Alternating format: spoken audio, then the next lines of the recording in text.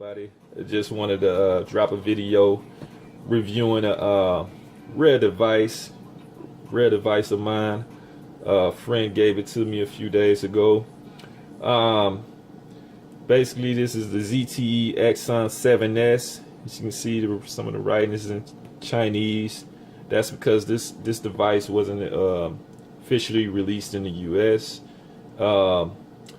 And of course, if you're familiar with the name, it's basically the predecessor of the ZTE Axon 7, which was released in the U.S., but there was some conflict, and I believe that's why this wasn't released. But let's dive right into it. I'm gonna give you guys a little open box of what's going on here. As you can see, the device has a similar build. It's built actually exactly the same way as the Axon 7. Same way, same setup, same aluminum frame. I believe this is aluminum. Only difference is the dual cam. The original ZTE Axon 7 didn't have dual cameras. But you can see the fingerprint sensor right there.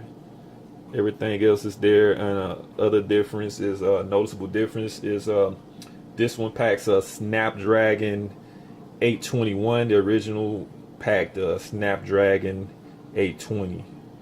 And I'm gonna go ahead and I'm gonna start off saying this straight out of the box.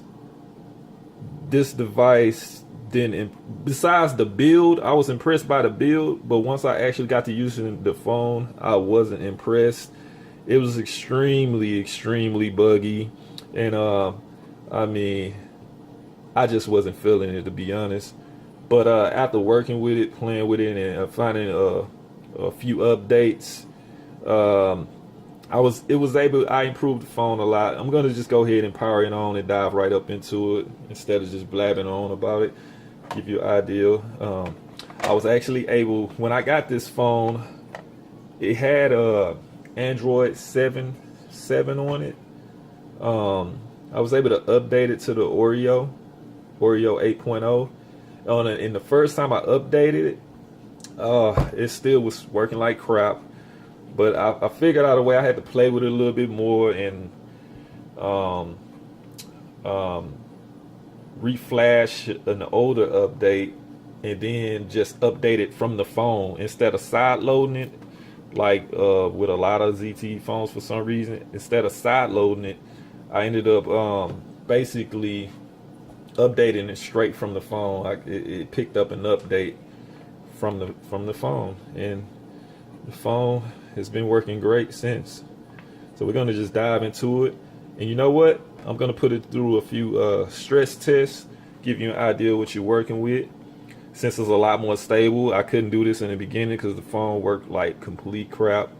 I'm gonna be putting it up against my Samsung Galaxy S7 Active. Pretty solid phone. But I will say this phone is pretty amazing. I'm just gonna go through a few features while this phone loads up. Should I accept that? I'll cancel that. This phone has a unique feature that I actually like. I'm gonna just hold this up. Damn, camera isn't. This phone has a unique feature that I think I kind of fell in love with. Let me show you if I can find it. Okay, this Me Assist. Oh man, I love this app. It's been very helpful. Since this is a Chinese phone, it has a lot of Chinese. It had a lot of Chinese apps on it, and I wasn't feeling them. Can't read. You know, if I could read Chinese, I probably would love it, but I couldn't read none of that shit. So, let's click on Me Assist. I'm gonna give you an idea of what it does. You can control so much with this phone through this little app. You can actually just freeze your apps and they'll stay frozen. Like you can remove them. Like, for example, let's say if you don't want this app showing up. It's a system app. I believe that is a system app.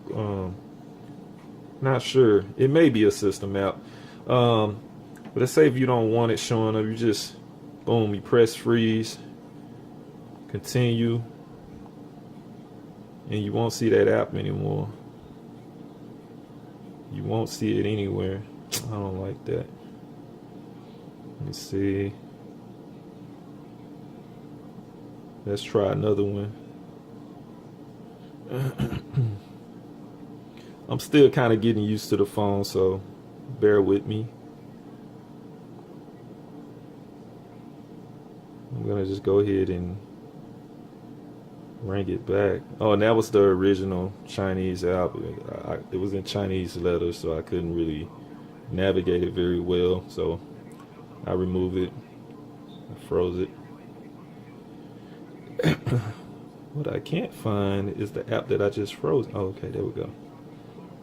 It should be back. Boom, there you go.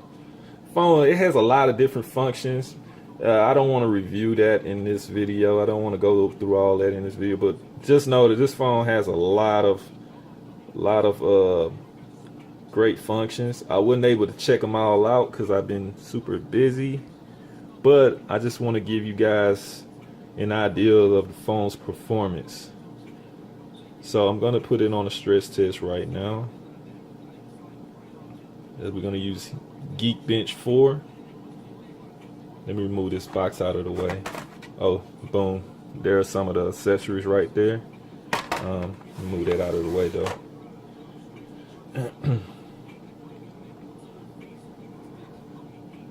Grab this phone right here. This phone is really getting on my freaking nerves. Like, every time I take the damn, I turn up the display, it just, like, I don't need that shit on there.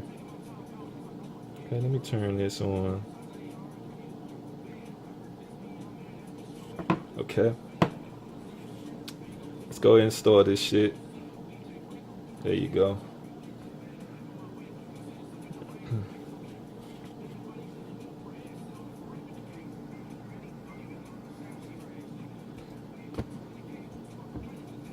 But like I was saying, I'm very impressed with this phone. After getting the books, now the way it came, I wasn't impressed. I was very, very disappointed because it had so much potential given the hardware and the design of the phone. The phone is built solid, like freaking solid. As solid as the Active, like it's very solid. I don't think it would break very easily. Like this. It's hard aluminum, like it's built very well. Definitely, I can definitely see why some people kind of favor the Axon 7. I never owned one, but I've heard a lot of good things about that particular device.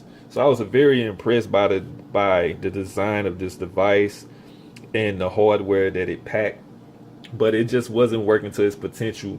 But after the update, after I was able to update it, like I'm damn near falling in love with this phone. Like, it's a pretty cool phone. There's a lot of stuff that I haven't tapped into yet, because I don't really like screw around with phones as much anymore. So, but I was kind of impressed with the device that and I couldn't find any freaking information on this phone. Like, there's no information whatsoever on how to update this phone or anything. Like, I literally had to scavenge, like go through Chinese websites and figure out like what was what, because the device, I think it goes by another name in China. I don't know. I mean, I wish I knew how to speak Chinese, but I can't. So I don't know.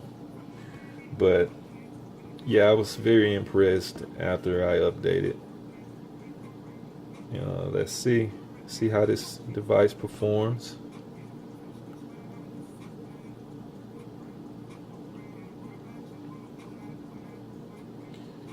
I just kind of been running different tests on it the last couple of days, just to kind of see how stable it is, making sure it's stable. I believe, the update, it's not perfect. It has its flaws still, but it's very much usable now. At first, it wasn't usable for me because one problem that I was getting with this device, I'm a Google Chrome user. Whenever I tried to use the Google Chrome, it would freeze. About 75% of the time, it would freeze. And also, I downloaded the ESPN app, and it also would freeze. So I don't use a lot of different apps, but the two apps that I do use, they froze when I downloaded them. So it was a no-go for me. But after the update, for the price my friend said they paid for it, yeah, it's definitely worth the buck. If they can consistently update it, even with the Chinese, if you find a way to update it, I believe like after I put the update on it, the phone actually found updates. It started like automatically finding updates. So, you know, once you get it updated, you're pretty good. But it's not a lot of people that are like doing anything with it though. Like as far as doing custom ROMs to it, or creating custom ROMs. I don't think a lot of people are working on it because you literally won't find any information on this phone. Okay, as you can see, 1835 single core, 1717 single core, 4045 multi-core score, 4349. We can go back to the history. Let's go to our history. Give you an idea like the numbers it was running. I think the best number this one ran was the best number this one ran. And the best number this one ran, of course, would be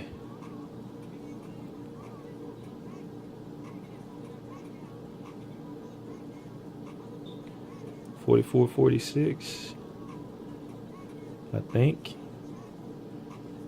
Yeah, it ran some really good numbers, really consistent numbers. One issue with this phone that needs to be addressed, of course, it gets hot. When it's put under a lot of stress, it does get hot. It was a lot worse at first. It's gotten a lot better. I can see the battery life being a problem to a certain degree. I'm gonna try another stress test on it.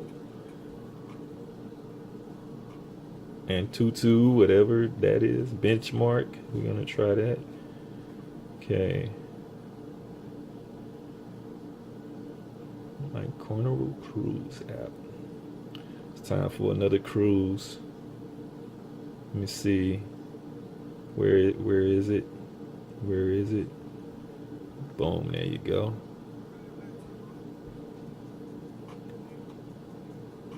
Yeah, that's the number that ran. It ran a 166, 179. Not too bad. We're gonna put it through another test though. Let's see what we go. I'm gonna pause the video. Okay, let's get ready for this test. There we go. I had to turn it sideways because it's gonna show the little test videos. There you go. I'm gonna leave you guys alone. It's kind of noisy. So I'm just going to step away for a second to give you an idea of the performance of this great device.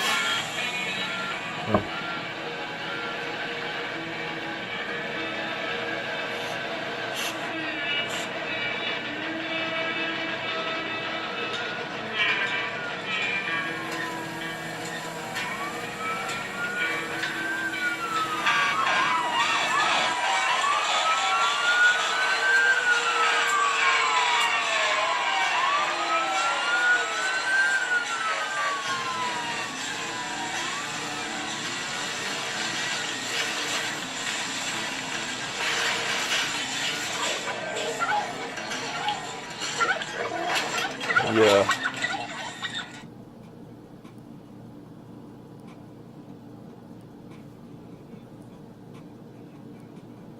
Oh yeah.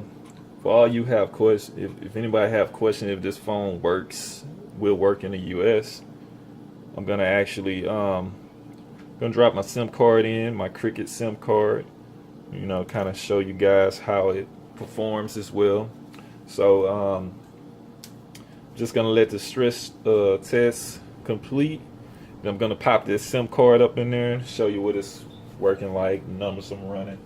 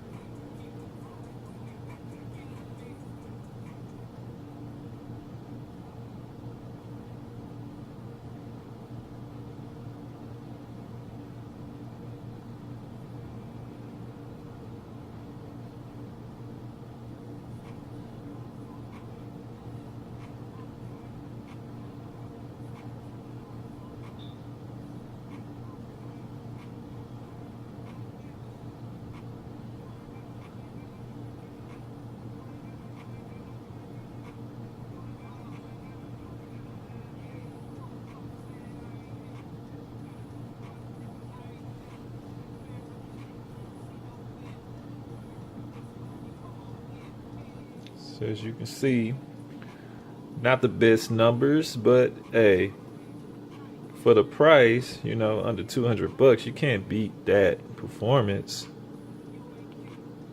Let's see. I believe this phone can also perform better if with a little bit more stable software.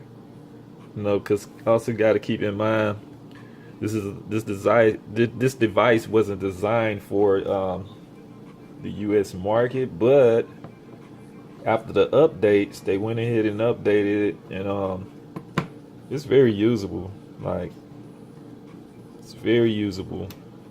It's better than most of my American, you know, phones that were designed for use here. I need to play with it a little bit more. Let me pause this video while I put my SIM. Okay, guys, I just popped in my Cricket SIM card. Like, I've been having Cricket as a little extra, little extra service. I'm not so sure how fast the 4G really is with Cricket, but I guess it's okay. Since they're on the AT&T network. As you can see, let me turn off my Wi-Fi so you guys won't be getting those speeds. As you can see, I'm getting 4G LTE. I should have put another SIM card in here to show you how the you know what, matter of fact, let me pause the video. I'm gonna put another SIM card in here to show you guys. Pretty much, I believe this particular device is a standby dual SIM, so you may see 4G and 3G. But let me throw in the other SIM card, my T-Mobile SIM card, and give you an idea what that looks like. Let me pause the video for a second. Okay, guys, I'm back. Just popped in the card. Let's see. It's reading the T-Mobile right now. It hasn't. Man, I need a new camera for real. This looks terrible. There you go. Cricket, T-Mobile. It's reading both SIM cards now, as you can see. Gotta work with these settings because it's killing the screen too fast. Sorry about that, guys. Okay, default T-Mobile. That's set now. Set now. And this is what this looks like. I haven't really used the phone. Haven't really used the phone like that, but let me see. I guess I can turn on both data. Oh, you only can use one at a time.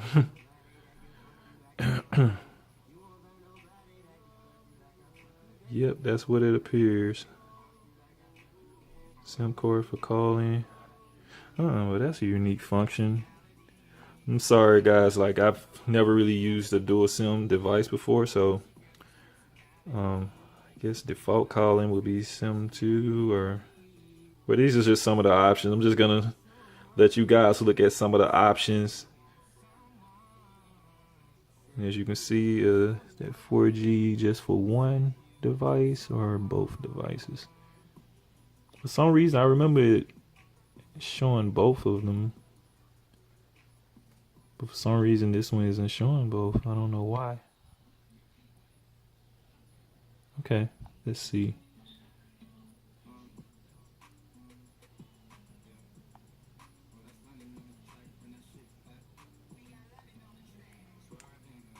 believe one SIM card may be standby. Yeah, it has to. That's got to be how it works. That's what it looks like. But let me go ahead and give you guys a little speed test. And as you can see, the Wi-Fi has been turned off. So you can just go ahead and dive right into it. And as you can see, I'm getting 4G LTE speeds on this device.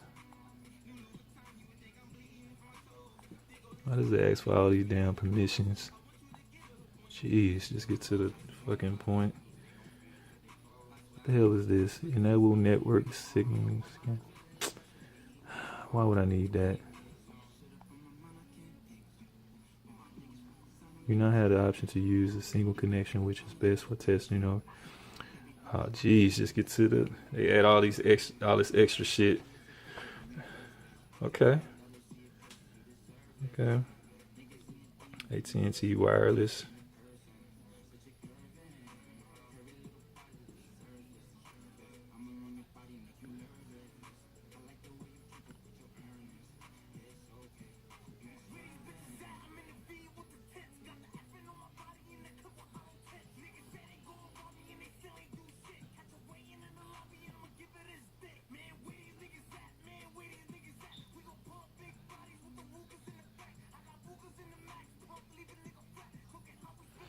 Well, that's what it got.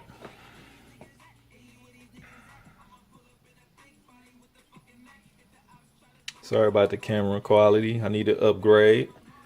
But I think that's all I want to cover in this device, in this video, with this regarding this device. I mean, if you have any other things you wanna see, I mean, you just drop it in the comments. I mean, as you can see, it's pretty snappy. No more freezing with my Google Chrome. I downloaded some stuff. Taken a lot of stuff off of this device. It still has the ZTE market. A lot of the stuff on that market is in Chinese. So if you can read Chinese, it's actually a great market. But other than that, yeah. Actually, when I first got this device, even the keyboard was in Chinese. It was like a T3 Chinese keyboard, and I had a lot of trouble using it, but I was able to download the Gboard and customize it how I want it. So, I mean, overall, it's a damn good device, in my opinion. Damn good device for the money. So, I wouldn't sleep on it. To the people, that are into developing, man, this is a great device. If you're a good developer, I would definitely check it out. I mean, I don't know.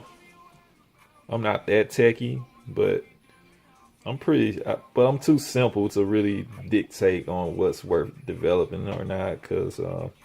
But for me, if I was a developer, I would mess with it. So yeah, I just wanted to drop this video. There's literally no information on this device. It's kind of crazy that the previous phone in this series was pretty popular, and this one just kind of went under the radar. No one knows, even being hold on just a second. I believe someone is calling me. Even with only being released in China, it's a pretty good device. So that's all I wanted to really cover in this video. I probably missed something because I just did this kind of on the fly. But if there's anything else you want me to cover, just leave it in the comments, and like and subscribe. I'm gonna be dropping some more videos, probably reviewing some other phones. Okay, everybody take care. I'm out.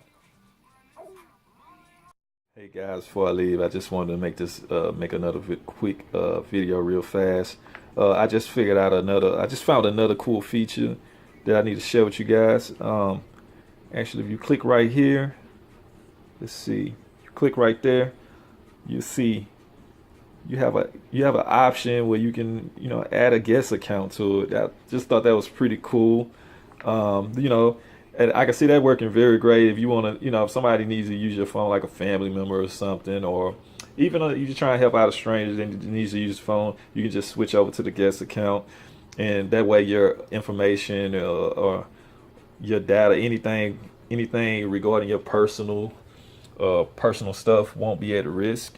You know, of course, they come in handy if you got a couple of Tatianas on the side or something like that. You know, I'm just playing, but you know what I mean. You know, that way, info won't be at risk. You know, no one can go through your pictures or go through your private information or anything like that. You know, so that I just thought that was pretty cool. Let's see. Probably won't be using that, but you know, I was just thought it was a pretty unique function. First time I've seen it. I'm pretty sure they probably had it on the original Axon 7, but you know, I haven't been on my tech shit lately, you know, but I'm just getting back in the game. But yeah, I just wanted to share that with you guys.